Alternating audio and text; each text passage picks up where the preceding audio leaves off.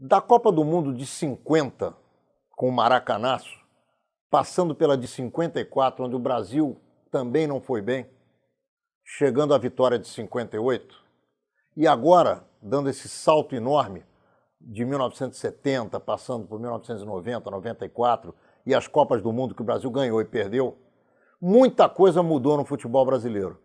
E é importante que a gente converse com quem conhece, com quem fez história no Brasil, história vitoriosa e também história na derrota, porque também é na derrota que se aprende. É importante que a gente converse com quem fez a história do futebol brasileiro nesse tempo todo. E para nossa alegria, nossa satisfação e para muita honra de Menorá na TV, nós temos hoje conosco Sebastião Lazzaroni, que foi preparador físico do Flamengo, do América, foi técnico responsável por todas as divisões de base do Flamengo, foi técnico do Flamengo e também técnico da seleção brasileira em 1990, naquela Copa em que o Brasil apresentou uma série de dificuldades, mas também revelou para a seleção brasileira e para a Copa de 94, quando o Brasil ganhou, Dunga e uma porção de outros, como Bebeto, Romário, Jorginho, lateral direito, e também, nesse bojo, atletas como Renato Gaúcho, Cracasso, como Alemão, como Careca, enfim, é com Sebastião Lazzaroni que nós vamos conversar agora em Menorá na TV. Sebastião, tudo bem com você, querido? Bem, Ronaldo, obrigado pelo convite, obrigado pelas palavras. A minha vida é dentro do futebol. A minha paixão, aquilo que mais gosto de fazer. Muitas vezes me questiono se sei fazer. Acho que isso é importante também. Menorá na TV entrando no ar mais uma vez. Lazzaroni, o que aconteceu com o Ronaldinho Fenômeno na Copa de 1998, que até hoje existem explicações oficiais e existem também muitas minhocas na cabeça de uma enormidade de brasileiros, é o que acontece sempre em todos os vestiários, para o mal e para o bem. Por que é que você, de repente, resolveu trabalhar com futebol e o que é que te fez trocar a função de preparador físico para técnico? Bom, na realidade, Ronaldo, eu, como todo brasileiro, apaixonado pelo futebol desde criança, com algumas poucas qualidades nos pés e melhor com as mãos, joguei minhas peladas na rua. Eu morava no subúrbio do Rio de Janeiro, praticamente Rocha, e lá nós tínhamos dois clubes, Garnier e Magnatos, clubes de futebol de salão, e ali eu iniciei. Já cursando o Colégio Pedro II Internato, em São Cristóvão, as peladas continuaram também ali, quando um colega, eu vou fazer teste no São Cristóvão, eu vou com você. Aí fomos fazer teste de campo no São Cristóvão Futebol Regatas e acabei eu sendo aprovado e esse colega não. E aí fiquei no infanto juvenil, ao mesmo paralelo a isso, o Colégio Pedro II, ginásio científico na época, né, primeiro e segundo grau hoje. Depois eu queria continuar a minha vida dentro do esporte. E também através de um colega, Júlio César Leal, que cursava Pedro II comigo, tem um cursinho pré-vestibular para educação física na Universidade Federal do Rio de Janeiro, e assim fomos, porque, evidentemente, você precisava se preparar na parte física para aquelas avaliação também da universidade, não só a escrita, através dos seus conhecimentos, e também na parte prática. Estamos falando do final dos anos 60, começo dos anos 70. 69. E eu tinha que me decidir, porque estava no limite, se seguia a carreira de atleta profissional ou preparação física. Ou ir para a universidade e me especializar, né? São 3 anos de educação física naquela época e depois mais 1 ano de especialização. E assim foi. No meio dos anos 70 você veio para o Flamengo. Não, antes disso, quando eu entrei na universidade, eu tinha colegas de turma, dentre esses o Jaime Valente, que era zagueiro, campeão no Flamengo. E aí tinha umas peladas que ele jogava no Surpresa, e ali eu passei a frequentar E o surpresa, aí conheci Aristóteles, Bebeto, Silva, Amir, Carlinhos, Nelsinho, e aquela turma toda do Flamengo. E a amizade se estreitou. Eu acabei conhecendo também Ayrton Seixas, preparador físico conhecidíssimo, trabalhava em academia, e através de um convite do Ayrton para ir iniciar, eu cursando educação física ainda, auxiliá-lo na Portuguesa do Rio de Janeiro com Flávio Na Ilha do Costa, Governador. e ele, preparador. Mas no primeiro dia ele diz, não posso não, é muito distante. Fica você. Fica você aí. E aí foi o primeiro contato com o futebol profissional, né? Trabalhando com Flávio Costa, Flávio já Costa. em final de carreira.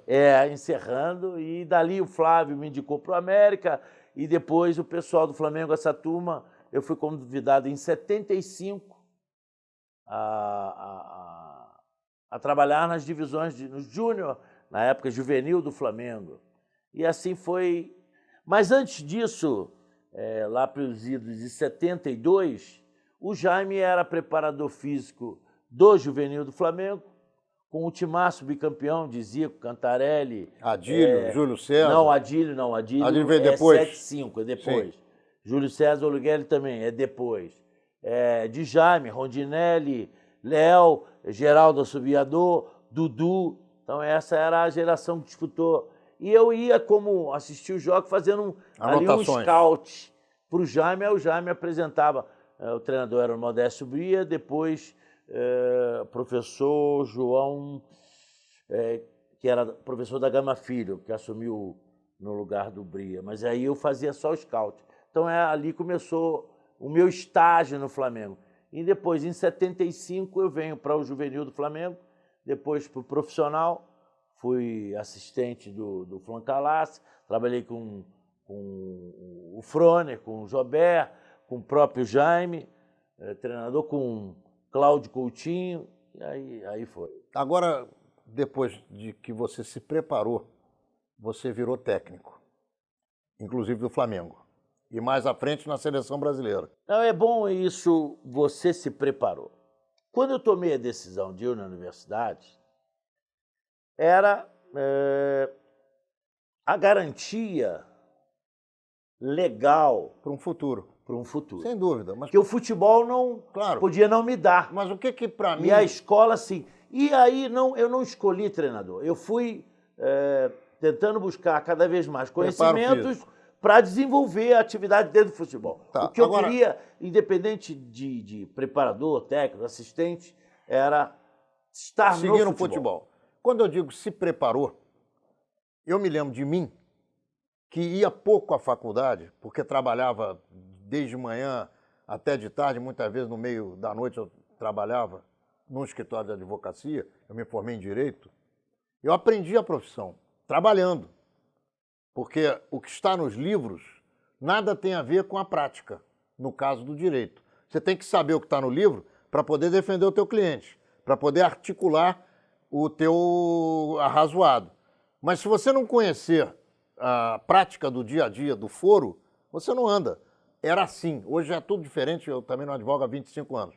O que para mim é se preparar? É trabalhar com esses caras todos que você falou aí.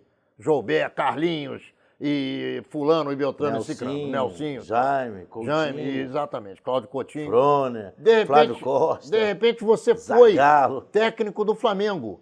Aí foi técnico da seleção brasileira. Justamente. Aí é a pergunta que eu quero te fazer. Depois eu vou falar disso que você quer falar, mas espera um pouquinho.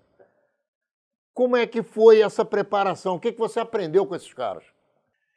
O lidar com o atleta, a conversa ao pé de ouvido, as orientações de que forma, as diferenças de tratamento que muitas vezes você, dentro do grupo, tem que estabelecer, não de privilégios, e assim de como atingir o jogador, a preparação do atleta, vamos dizer, o organograma diário, semanal, mensal, os objetivos que você queria. Então, cada um com sua característica particular própria. Eu acredito que seja um caminho natural para quem sonha ser treinador. O auxiliar, ele vai, muitas vezes, ter muitas possibilidades de convivendo com grandes profissionais e absorvendo todas as qualidades, manhas, manias, qualidades que pode ser útil a você amanhã. E quando chega a vez dele, ele coloca o ingrediente dele em cima de tudo que ele aprendeu. É um bolo. Ninguém tem uma receita única ou a receita vencedora. É uma série de ingredientes que você se embasa tanto na universidade como na prática para você depois tentar ter a chance de errar menos. O que é um vestiário? Porque hoje se utiliza muito essa palavra. Ah, o vestiário é meu, o vestiário é seu, o vestiário é do presidente, o vestiário é do técnico, no vestiário do jogador ninguém entra. O que é isso? O vestiário. Se resolvem as coisas no vestiário? É lá que se ganha, que se perde jogo? Não. Se ganha, se perde jogo dentro do campo. É no treinamento. O vestiário é parte desse processo. No futebol, não pode-se ter dúvida de quem comanda. Não importa a forma. Nem é só o vestiário, é tudo. Não, é tudo. É a escalação, é vestiário, é a comida, é o preparo físico. É a atenção, é o tratamento do jogador, é a clareza, a transparência, a firmeza na colocação das suas ideias, a cobrança, a correção, alguns de uma maneira mais ríspida, outros menos, mas o treinador é a figura principal. A partir do momento que o vestiário, vamos dizer assim, sofre interferências, e isso coloca em dúvida essa posição, não se tem vestiário, ninguém tem mais. Como administrar o negócio futebol diferentemente do futebol emoção? Olha só, uma coisa é o que você aprendeu no futebol, que é também o que eu aprendi. Amar uma camisa, amar um clube, amar os atletas, fazer a coisa com grande dose de carinho, de atenção. Eu nunca fui profissional disso. Eu trabalhei no Flamengo como voluntário, mas eu vivi essa história e eu me formei como amante do futebol dentro desse espírito. Como é que é? Partir desse patamar para o patamar dos negócios. Hoje o camarada vale 1 trilhão de não sei que de moeda, o outro camarada ele vai de jatinho, ele sai do campo, às vezes nem tem tempo para ir no campo, porque ele tem que fazer comercial de lingerie, comercial de tatuagem, comercial de carro, de avião, de perfume. E pior... Ronaldo, o futebol virou um grande negócio. Só para terminar, foi bom que você tenha falado isso.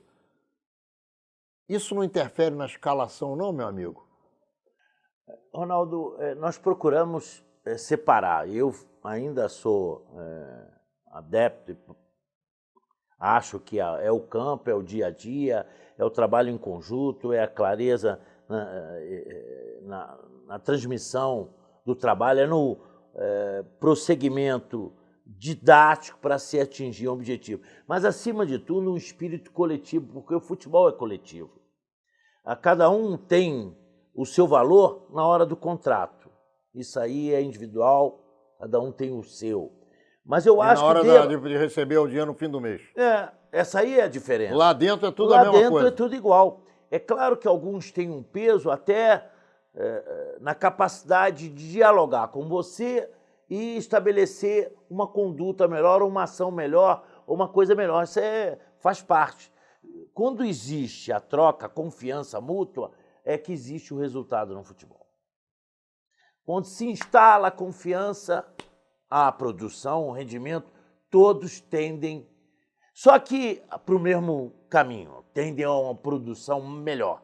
Só que eu sou formado em você estabelecer o respeito pelo companheiro, o respeito pela camisa que você veste, o respeito pela direção, a sua filosofia, as suas ideias, o respeito ao treinador, respeito aos profissionais que ministram o trabalho, é o roupeiro, é o massagista, é o fisioterapeuta, é o médico, é o treinador de goleiro, é o preparador físico, é o assistente técnico, é o treinador. Isso tudo é uma escala hierárquica.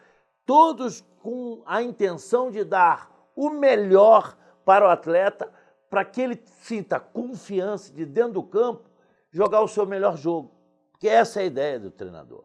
E agora, esses aspectos comerciais, porque se tornou o futebol um grande entretenimento, É um negócio negócio, bilionário, não é milionário. só que bilionário. você aí precisa de ter a direção e outros profissionais. Hoje se fala assim em CEO, o que era um supervisor, o que era um diretor esportivo, dentro da nova nomenclatura, tem que trabalhar sabendo que a importância do campo ela é fundamental e ordenar tudo que possa ser de proveito para o clube, de forma a não interferir no campo.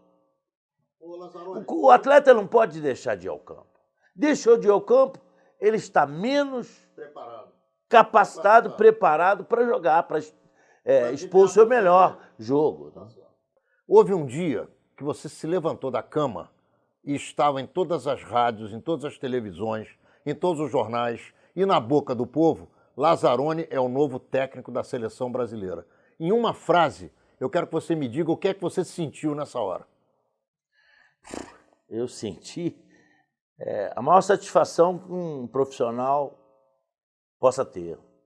Estamos encerrando o primeiro bloco de Menorá na TV com Sebastião Lazzaroni, ele que é um técnico absolutamente vitorioso, ele que também foi um preparador físico e um coordenador de base também vitorioso, e que chegou à Copa do Mundo em 1990 e lá teve um dissabor que talvez, em contrapartida ao fato de ter sido o técnico da seleção brasileira, assunto que lhe deu a maior alegria, perdendo a Copa talvez tenha tido também o maior dissabor, e é sobre isso que nós vamos conversar com o Sebastião Lazzaroni. Não saia daí, já já voltamos.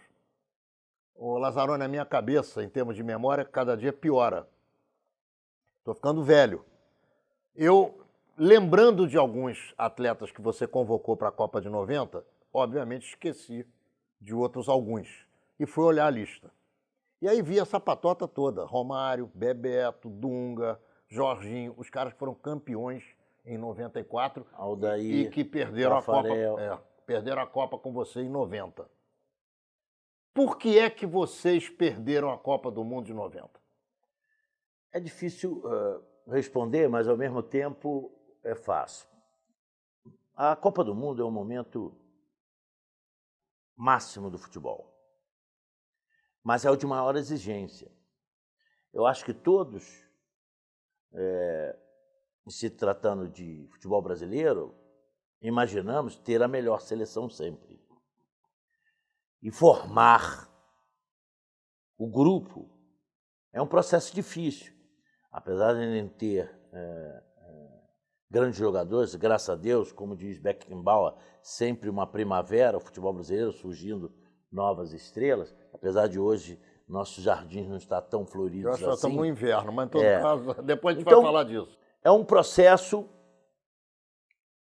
que deva ser estabelecido na base anterior, respeitando o trabalho que foi feito anterior, porque a seleção, uma progressão, continuidade, exato. O momento de cada jogador, o histórico dos jogadores. Então, isso faz parte do processo seleção brasileira. Infelizmente, no meu caso, nós partimos de uma mudança na CBF de presidente e as pessoas entrando muito novas, como eu também. Né? E nós tivemos muitos acidentes e incidentes. Amigo, você substituiu o Telê. Não, em termos de Copa do Mundo, mas na realidade em termos de Copa do Mundo. O Carlos Alberto Silva. Porque o Carlos Alberto Silva foi um intermediário. Ele depois de 86... alguma outra Copa, Roca, Copa América, Copa América de 87. Então, depois do Carlos Alberto Silva, inicialmente o convite foi feito para que eu e Parreira viéssemos juntos para a seleção. Mas havia um impedimento do Parreira, porque ele estava dirigindo a seleção da Arábia Saudita. Verdade. E eu já estava dirigindo o Arli da Arábia Saudita também. O clube era mais fácil o rompimento. O desvínculo, né? Então, aconteceu o convite e todo o processo do que aconteceu anteriormente, nas escolhas de jogadores e tal, a programação até chegar. O que nós tínhamos como objetivos? formar a seleção, disputar uma Copa América, disputar as eliminatórias e disputar o Mundial.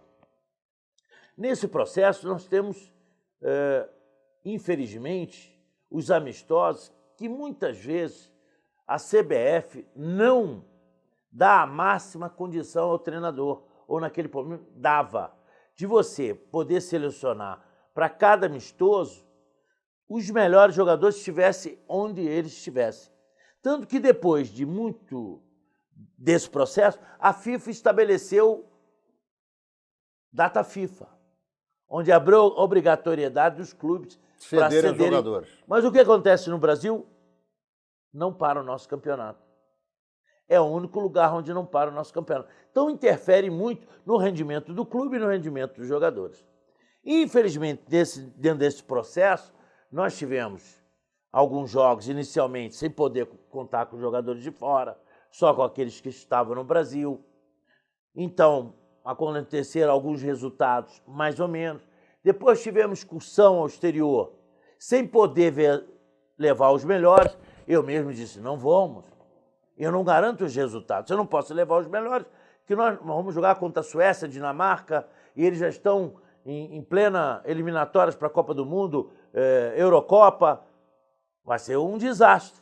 Não, mas já se gastou o dinheiro desses amistosos. Fomos. Nós levamos 2 pancadas, 4-0 para a Dinamarca, 2-0 para a Suécia, sem ver a cor da bola. Quase que ali eu caí. Aí em seguida Ainda anteriormente à Copa do Mundo. Anteriormente. Na viagem de excursão de amistosos.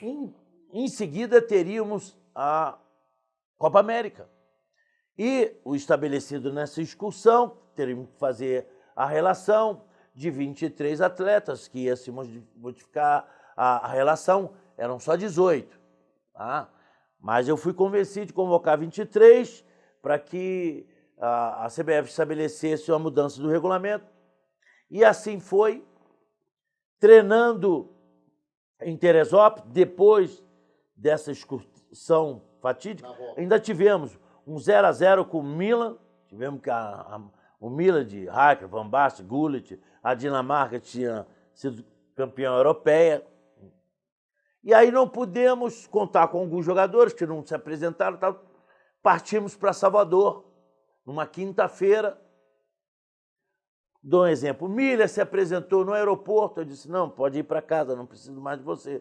Você, domingo, estava assistindo a final paulista, Bragantino e Novo Horizontino, e não se apresentou, hoje é quinta, você vai se apresentar, então fica para a próxima, você não vem. Só para você ter uma ideia. Fomos para a Bahia, onde seria. Nós estamos falando de amistoso. 89, não. Não, Copa do Mundo, já preparação para a Copa do Mundo. Eliminatória. Eliminatórias. Não, perdão. Copa América. Copa América. Chegamos em Salvador. Eu tinha, dentro desse processo, convocado alguns jogadores.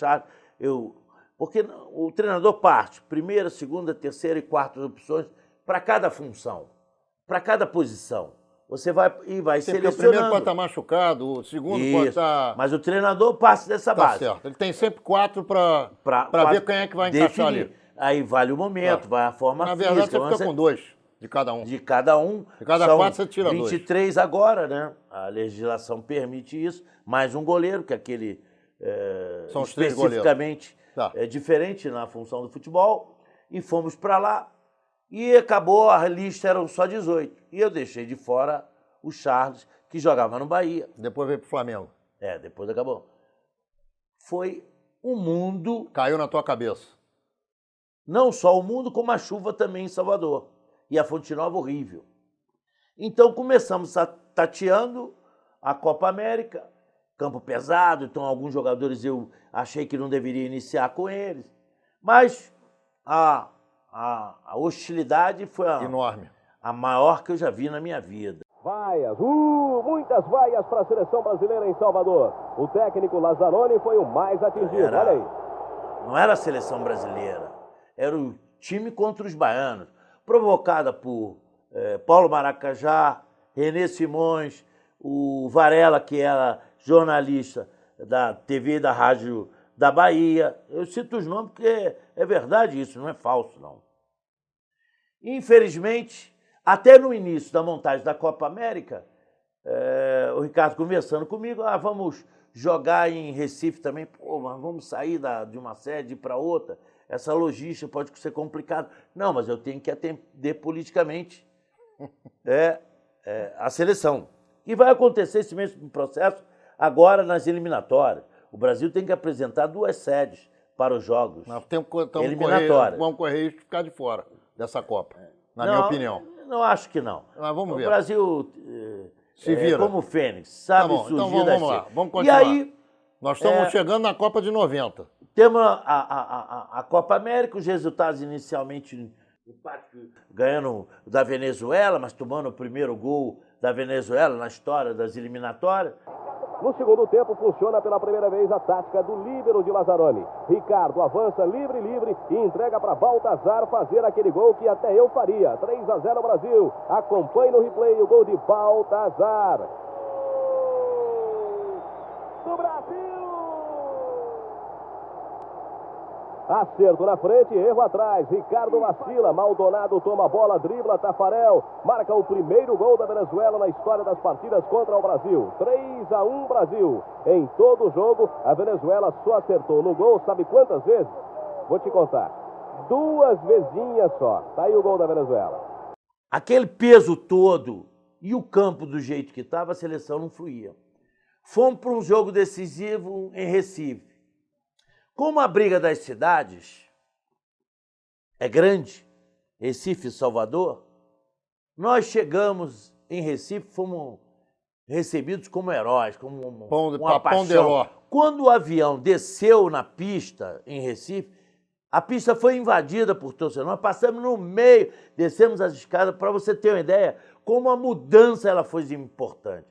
Um dia seguinte, dia depois, nós jogamos com o Paraguai e ganhamos 3-0. Viemos para a parte final da Copa América, Paraguai, Argentina e Uruguai, a sequência. Metemos 3-0 no Paraguai de novo, ganhamos da Argentina com Maradona, Cagini, com todo mundo de 2-0 e fomos à final com o Uruguai. Aí vem realçando pela mídia o novo Maracanaço, vamos perder para o Uruguai, como aconteceu em 50, acabamos ganhando a Copa América de 1-0. Certo. Campeões com gol do Romário. Aí você foi para Então isso é depois de 39 anos ganhamos a Copa América. Então primeiro e tínhamos encontrado uma base. Aí você tinha o teu time. E fizemos uma modificação tática, vamos dizer assim, que também mexeu muito com a mídia desportiva no Brasil, com o futebol no Brasil. Estabelecemos a última linha com 3 zagueiros. E zona, jogando na zona. Um pouco daquilo que se jogava basicamente no mundo. A Argentina, a Copa do Mundo em 86, anterior, jogou liberando mais os laterais, que nós transformamos em alas. Infelizmente, nós ficamos com... Você passou a jogar com 3-5-2. 3-5-2. Tá certo. E isso mexeu muito, né, com a imprensa brasileira. Você escala o teu time ainda na cabeça? Claro. Vamos lá. Você começou a Copa do Mundo de 90 com quem em campo? Não, da Copa América eu escalo. Tafarel, Aldair, Mauro Galvão e Ricardo Gomes, 3 zagueiros. Mazinho na direita, Brano na esquerda, os alas, Dunga, Silas e Valdo por dentro, Bebeto e Romário. Esses são... Desse time que perdeu em 90, 7 foram titulares na Copa de 94 e ganharam a Copa. E o Jorginho também veio para o Mundial. Depois... Não, claro. ele tava no processo da Alemanha, jogando no Bayer Leverkusen para o Brasil. Ele tinha sido meu lateral no Flamengo. No Flamengo, é verdade. Campeão. Veio do América. Do América. E aí, ganhamos a Copa América. Vem as eliminatórias. Você passou pelas eliminatórias. Vem as eliminatórias. Tem história. Tem história, porque fomos jogar contra o Chile em Santiago. Foi uma batalha campal. Uma guerra. Zamorano? Não. Nós estamos ganhando... Vai dar o início da partida, o atleta morde o peito do Romário, Romário empurra. Expulso. Um minuto de jogo. Me lembro disso. Eliminatório para o Mundial. Brasil, Chile, Venezuela no grupo. Lá já contava uma nova história de eliminar o Brasil do Mundial. Esse jogo foi o estádio de Santiago, uma batalha nas arquibancadas, dentro do campo. Pancadaria Nós generalizada. saímos fazendo 1-0. No final do jogo... Fizemos 1-0 com 10. Com 10. Certo. É um jogador que estava tão doido que deu pancada no branco, tirou o branco também, foi expulso depois. Não era o Mário Soto, Não, esqueci o nome dele agora. Tá bom, não importa. E não importa. Aí, ao final do jogo, o juiz dá um sobrepasso do Tafarel, num chute despretensioso, que ele defendeu em dois Bota uma tempos. indireta contra o Brasil. Roubam a bola, estava na mão do Aldair, botam dentro da pequena área, bate e vale o gol. 1-1. 1-1. Ganhamos da Venezuela lá, ganhamos. Bom, Eu lá tentei botar 3 atacantes, não foi possível. Depois viemos para São Paulo, goleamos ele. Vem o jogo do Maracanã. A FIFA considera Brasil e Chile jogo de risco. Não era aquele foi aquele Da Rosemary do Fogo. Ah, meu Deus do céu. Aí vem não o vai jogo. contar isso agora não, pera um minutinho. Tá rindo? É o jogo que houve um foguete sinalizador. Um foguete sinalizador para dentro do campo e deu um rolo danado. E o Lazzaroni já vai contar essa história e nós vamos entrar na Copa do Mundo no terceiro bloco. Não saia daí. Estamos encerrando o segundo bloco de Menorá na TV com o Sebastião Lazzaroni, que foi o técnico da seleção brasileira na Copa de 90. Não saia daí, porque já já ele vai acabar de contar o que aconteceu no Maracanã no jogo contra o Chile e vai entrar objetivamente no que aconteceu na Copa do Mundo de 1990 e é muito interessante. Já já voltamos. Veja quantos incidentes nós temos nesse percurso de seleção. Vem o jogo, fizemos 1-0, massacrando o Chile, surge, não sei de onde, um foguete sinalizador que cai dentro do campo. Em cima do Rojas? Não caiu em cima. Não, mas ele disse que caiu, porque caiu ele caiu ao lado e ele se jogou para cima. Isso, ele se jogou para cima do foguete. E aí, o que vai acontecer? Brasil fora da Copa do Mundo, fora do Mundial. Eles retiram o Rojas, passando à nossa frente todo ensanguentado, ou todo avermelhado, não sabia o que era. Eles botaram... Não, eles usaram tudo. Bertiolato, estilete na testa, tudo. Só que os delegados do jogo não deixaram ele sair do Maracanã sem fazer corpo de delito nele. Exame de corpo de delito. delito. Não tinha nada. E, ao mesmo tempo, um fotógrafo com essa máquina moderna conseguiu, num toque só, Pegou o foguete caindo fora dele. Percorreu toda a trajetória em foguete. fotografia do foguete sinalizador e caracteriza a simulação. Ganhamos na justiça. Estilete. Isso foi para a FIFA. Dentro do vestiário, imagina esse vestiário, que há pouco tempo nós respondemos alguma coisa, as nossas cabecinhas saíam fumaça. Imagina o anteceder desse jogo na concentração, passando pelas nossas cabeças, podemos ficar pela primeira vez Copa, fora de um Mundial. Então, olha a responsabilidade. Tá? Felizmente, conseguimos provar que houve uma farsa. O Rojas foi banido, depois voltou. O Aravena, treinador, foi banido do futebol. Os jogadores foram suspensos. Chile ficou impedido de participar de 2 mundiais. Uma punição severíssima, porque eu acho justa. Antes do Mundial, classificados somos antes do Mundial, dando continuidade do processo, vários amistosos fizemos, ganhamos jogos internacionais. 45 dias antes do Mundial, Romário quebra a perna. O teu Só craque. para... O teu craque. Encontramos Era o ali... teu Pelé. Encontramos ali o definidor, o finalizador, a referência. E ele crescendo, porque era um garoto. O primeiro tido como profissional é comigo, no Vasco da Gama, em 87, 90, crescendo, formando uma parceria muito boa com o Bebeto. Só que os dois se machucaram. Romário, 45 dias antes do Mundial, quebra a perna, eu peço para o doutor ir lá visitar, não pode. Ele, rebelde, Você jogou com Miller e Careca? Aí o Bebeto também lesionado. Dentro da preparação final, O Aldair, que jogava no Benfica, saiu para jogar a final da Liga de Campeões, Benfica e Milan, eles perderam de 1-0, gol de Milan, do Rijkaard, ele volta lesionado também. Então tenho que modificar ali. Bebeto cheio de problema muscular, tenho que modificar. E outro grande problema, que é o problema econômico. Nós havíamos conversado e estabelecido com a direção, por favor, deem o melhor e o máximo que vocês podem para esses jogadores, porque eles já conhecem todo o mecanismo, muitos deles já estão atuando na Europa, são os mesmos parceiros da CBF, são parceiros de seus clubes e alguns até com um contrato igual, companhias. Eu estou me lembrando de alguma Isso crise é um problema lá na Copa do Mundo já. Uma Não, crise dos atletas contra a direção. Ronaldo, para resumir, nós saímos do Mundial e não conseguimos chegar num acordo econômico com os jogadores. Foi nessa Copa que os caras pararam de falar com a imprensa? Não. O que aconteceu? O que aconteceu de fato marcante, né, na preparação, antes da gente ir para a Europa aqui... Tamparam o negócio do Guaraná. Foi uma besteira, boca fechada não entra mosca, é um ditado. E eu, naquela organização, o Gatamanso era assessor de imprensa da CBF, né, querendo fazer a fotografia só da comissão técnica dos jogadores, e aquela confusão, eu falei, mão no peito, sinal de respeito.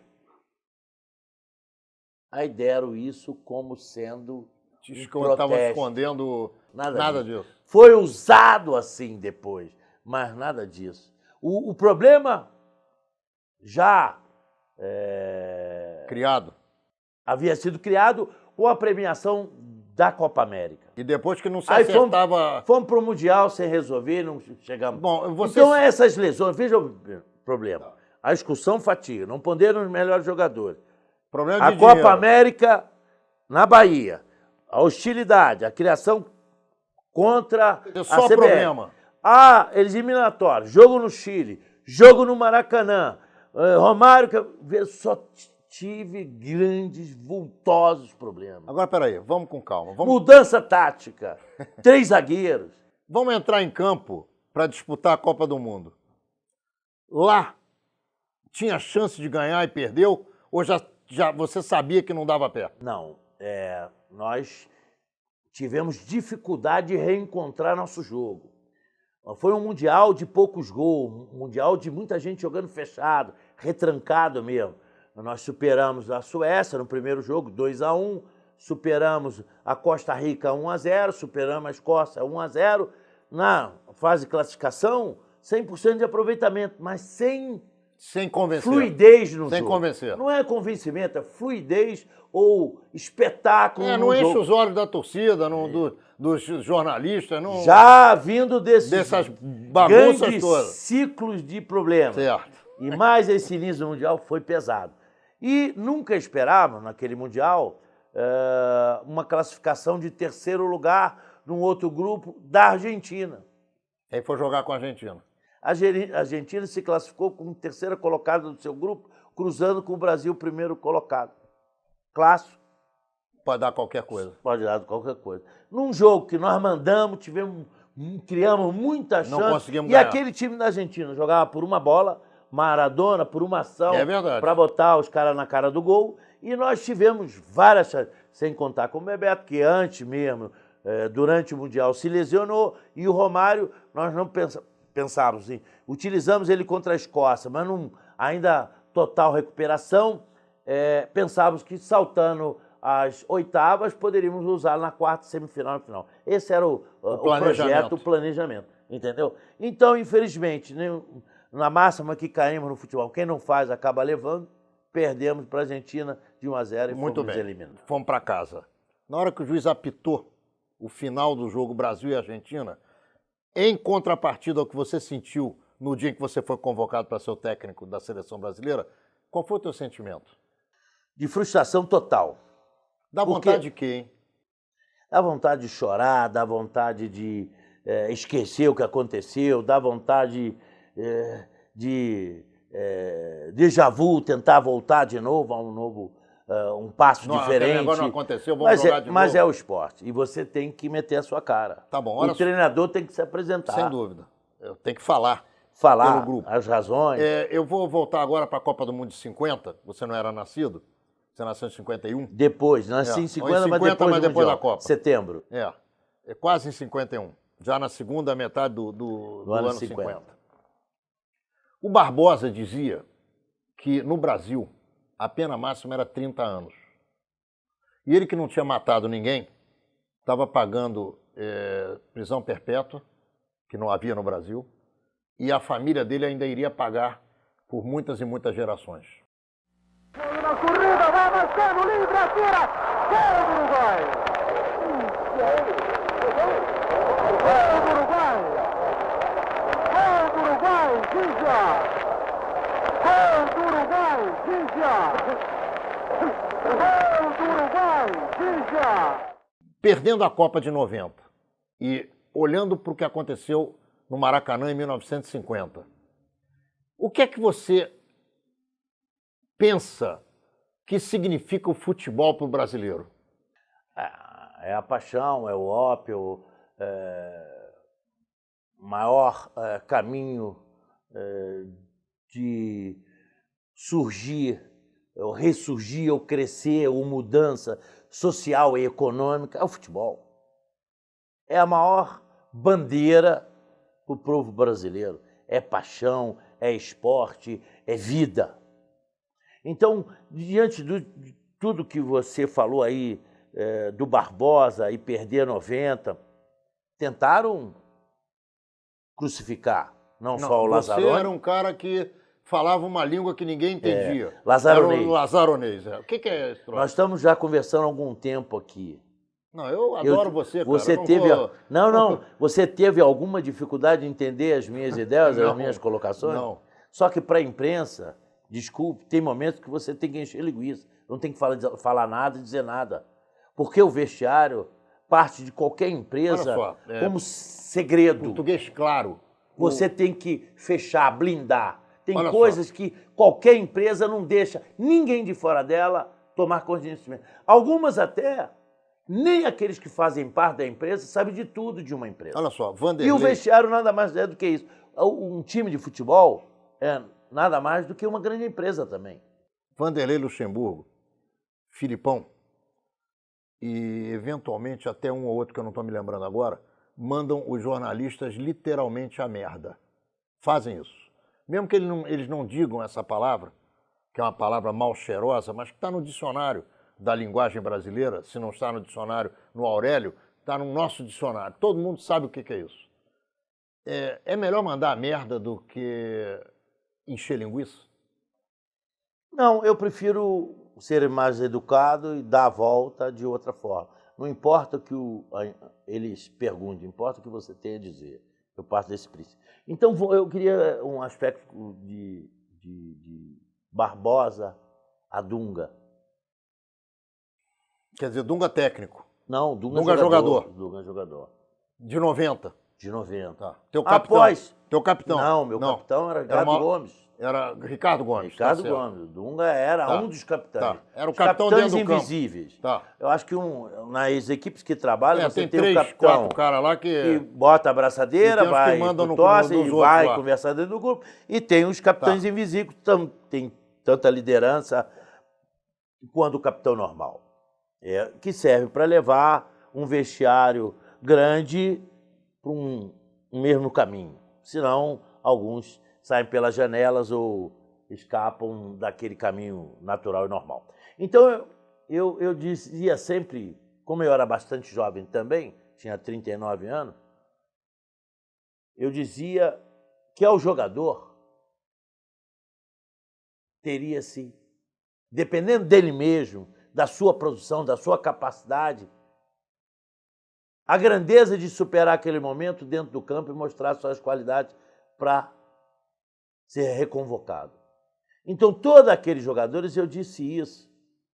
Eu trabalhei já para o próximo treinador, porque o meu acordo com a CBF era, independente do resultado depois de 90, de sair para um clube. Certo. Eu achava que novo precisamos trabalhar e até ganhar dinheiro Certo. para sustentar A família. a família. Isso é normal, natural. Aqui eu tinha 39 para 40 anos. Queria trabalhar. Não tinha ainda condições de independência total financeira, nada disso. A gente corre atrás até hoje, imagina em 90.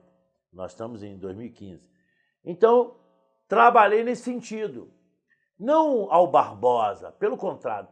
Todos, eu disse e conversei que não os convocar pelos olhos verdes, loiros, ou pelas irmãs ou tias maravilhosas que teriam eles, e sim pela qualidade do jogo deles.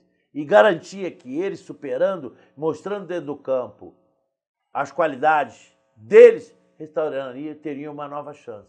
Graças a Deus, fui muito feliz, porque Dunga e Tafarel, e Mazinho, Todos eles. Aldair, 94 Bebeto, tiveram a Romário. segunda chance, Bebeto e Romário Branco. tiveram a segunda chance, alguns até a terceira, o Branco teve a Mazinho. terceira, e conquistaram o Mundial.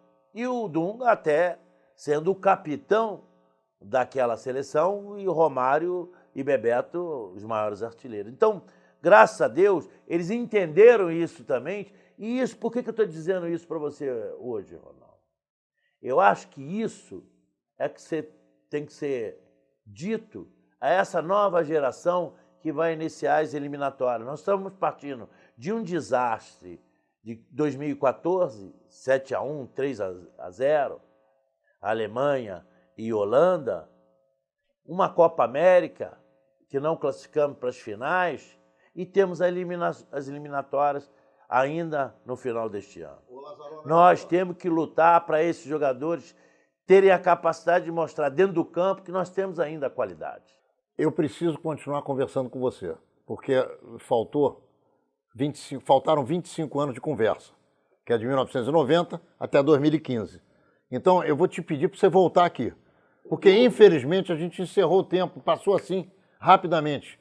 Eu quero te oferecer os microfones e as câmeras do Menor na TV para que você se despeça dos nossos telespectadores. Eu quero agradecer a oportunidade, nesse bate-papo, de falar meu lazaronês, de contar um pouquinho dos bastidores do futebol, quais eram as nossas intenções, e aproveito essa oportunidade com o Menorá.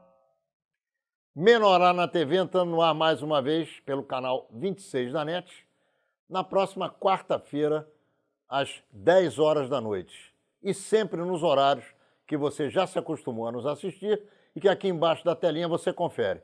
Nos vemos lá, e Sebastião Lazzaroni já se comprometeu e vai voltar aqui, e no mês que vem ele vai continuar com os 25 anos que faltaram da Copa do Mundo de 90 até a Copa do Mundo de 2014 e a Copa América de 2015.